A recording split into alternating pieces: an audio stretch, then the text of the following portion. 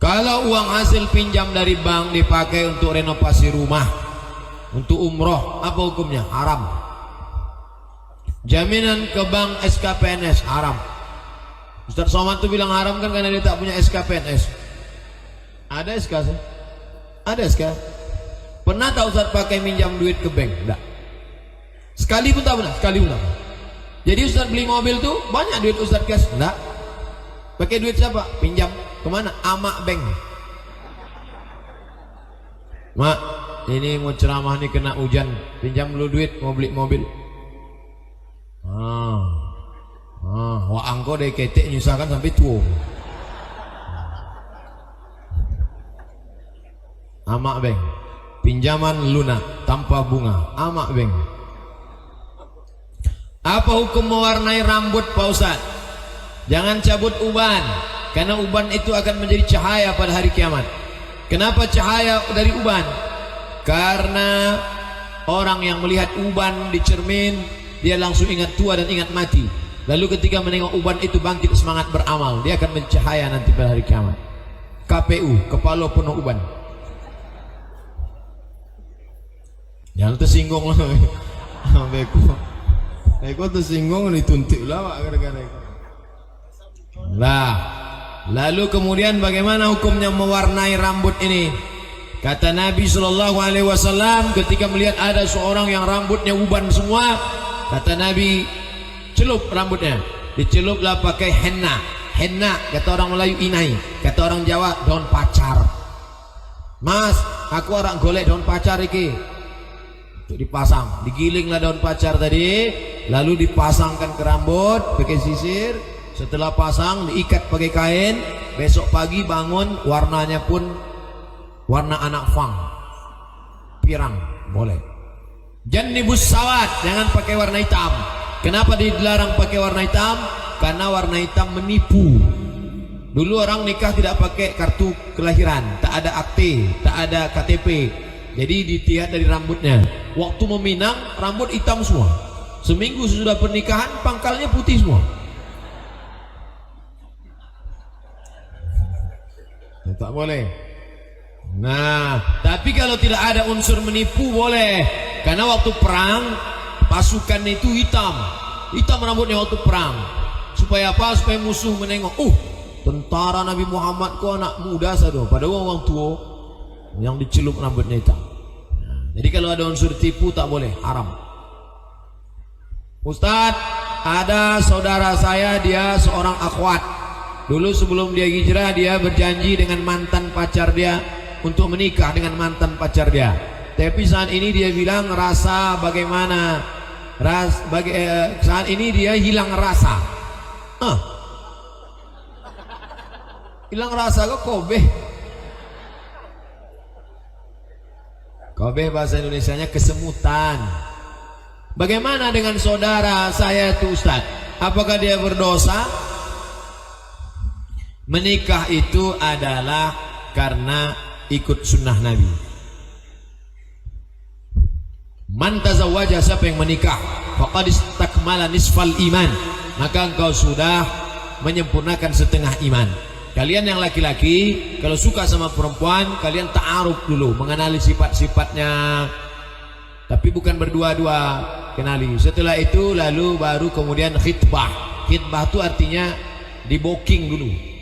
Tapi jangan bila kata booking, khitbah. Yang nanti datang, Pak, kami datang kemari maksudnya mau memboking anak bapak. Kok gilo? Kami datang nih mau mengkhitbah. Lalu di khitbah. Khitbah itu artinya sampai waktu tertentu. Pak, saya khitbah anak bapak nih sampai tanggal 1 September. Nanti 1 September saya datang lagi memastikan jadi tidaknya. Selama di khitbah itu tak boleh dipinang. La yahillu li muslimin ayakhtiba fawqa khitbati akhi. Tak boleh meminang di atas pinangan orang lain. Datang orang lain minang, Pak, saya mau minang anak bapak. Oh, anak saya ini sudah dipinang orang. Berapa dia kasih DP kemarin? 15 juta. Aku 25, Pak. Rusak hubungan. Tunggu dibatalkannya dulu tanggal 1 September baru. Dan bagi yang kedua itu tak boleh. Jangan pinang anak bapak. Itulah bekas-bekas yandu kemarin. Tak boleh. Nah, Sedangkan pinangan saja boleh dibatalkan, apalagi belum ada ikatan sama sekali. Ini kan baru sekedar rasa-rasa aja. Rasa-rasa itu kan extra jos. Baru sekedar rasa. Hari ini rasa, besok tak berasa, hilang rasa, habis itu muncul lagi rasa. Kalau dia masih gadis lajang tak apa-apa, asal jangan berasa nengok bini orang. Nah, itu bahaya. Tunangan bisa dibatalkan, apalagi sekedar rasa-rasa. Ustadz mohon doa untuk kedua mertua saya yang sedang sakit. Alangkah senangnya dapat menantu soleh macam. Beruntung bapak. Bapak, ibu yang ingin dapat menantu mendoakan mertua macam ini, carilah menantu yang pengajian. Orangnya di mana? Masih sekitar sini. Coba kalau menantu pengajian, tengok. Ustadz, tolong doakan mertua saya. Coba kalau dapat menantu sakau.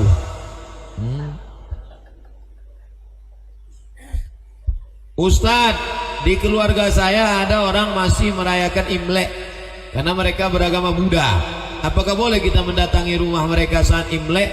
Kalau sekedar datang bersilaturahim tak apa-apa. Dalilnya datang Asma menjumpai Nabi. Ummi qadimat suwayya raghibatun.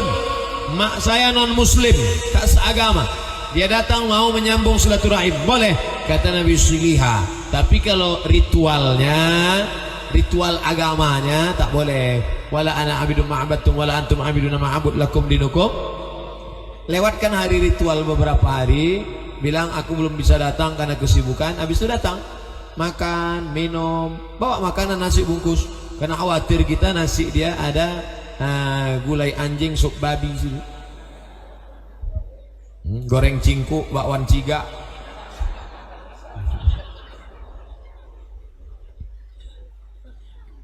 Doakan saya Ustaz dimudahkan rezeki dalam memperoleh ketentraman, keturunan. InsyaAllah nanti di akhir majelis kita sama-sama berdoa.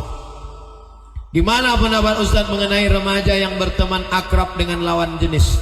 Tidak ada pertemanan lawan jenis. Tidak ada pertemanan dengan lawan jenis. Witing trisno jalaran suko kulino. Cinta akan tumbuh karena sering ingin bersama. Mungkin kau tak apa-apa, tapi dia sudah mabuk kepayang. Oleh sebab itu maka hai kalian yang perempuan-perempuan, kalau ada laki-laki yang selalu mau WA, SMS, tanya dia baik-baik. Kau mau nikah sama aku? Enggak, cuma nanya-nanya aja, tak ada. Kalau mau nikah datang ke rumah, ayahku udah siap nunggu. Perempuan ingin ikatan yang serius, tanya dia baik-baik. Mau dibawa kemana hubungan ini? Kalau tidak kalian rugi, perempuan rugi. Terjadi apa yang terjadi? Hamil. Yang hamil laki-laki apa perempuan? Perempuan. Yang muntah-muntah laki-laki apa perempuan? Perempuan. Yang meregang nyawa melahirkan laki-laki apa perempuan? Perempuan. Yang menyusukan 2 tahun laki-laki apa perempuan? Perempuan. Yang lisut kendor laki-laki apa perempuan? Dua-duanya. Saya mau Pak Ustadz jelaskan maksud arti surat Al-Baqarah 54 yang mengatakan bunuhlah dirimu. Faqtulu anfusakum, bunuhlah dirimu. Bunuhlah dirimu. Ini syariat zaman Nabi Musa. Zaman Nabi Musa kalau mau minta maaf mesti bunuh diri. Caranya gimana? Cari kawan yang sama-sama berdosa. Cari siapa yang berdosa? Kau berdosa? Iya. Mau tobat? Ya. Ayo kita sama-sama. Pegang pedang, sama-sama pegang pedang. Sama-sama ya. 1, 2, sama-sama. Dia mencincang saya mencincang dia. Itu bunuhlah dirimu. Mati, bersih dosanya. Syariat Nabi Muhammad tidak. Yang berdosa cukup mandi taubat, salat sunat taubat, istighfar. Ma min muslimin yuslimu dzamban. Kalau ada orang silap salah berdosa, summa tatahhar, mandi. Summa yusalli rak'ataini, salat sunat 2 rakaat. Summa astaghfirullah, minta ampun pada Allah. Kalau umat Nabi Musa enggak, cari orang yang berdosa, sama-sama. Awak sama-sama taubat ya. Tapi jangan nanti ini dingelak.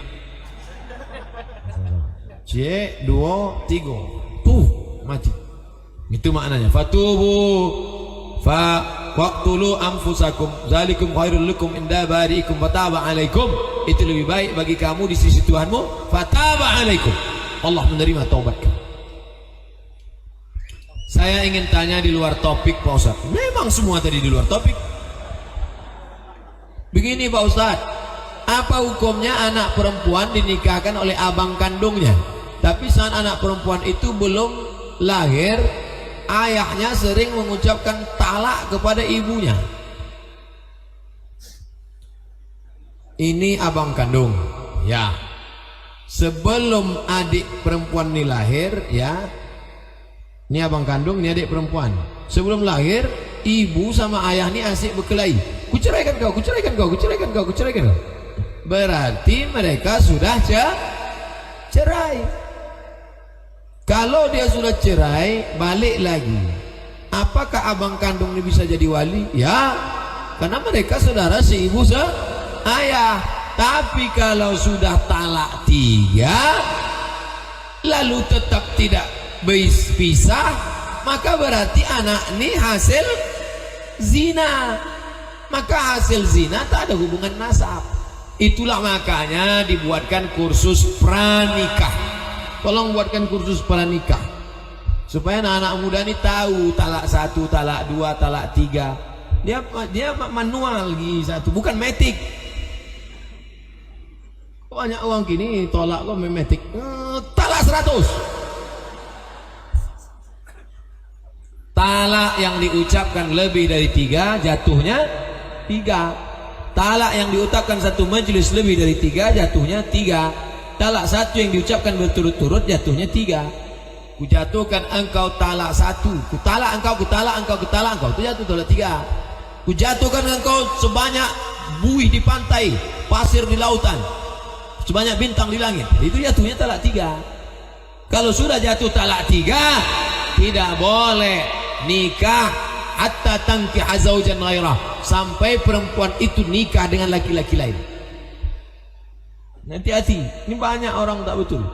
Makanya perlu di kursus pernikahan. Jangan cuma di briefing Pak Kuas 1 jam.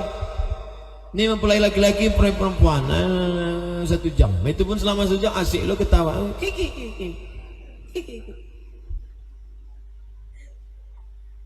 Saya tak pasti ini apakah talaknya talak 1, talak 2, talak 3. Tapi kalau talak 3 lalu kemudian dia balik lagi, ini anak ini hasil zina. Anak ini tak berdosa, perbuatan bapak ibunya sudah berzina.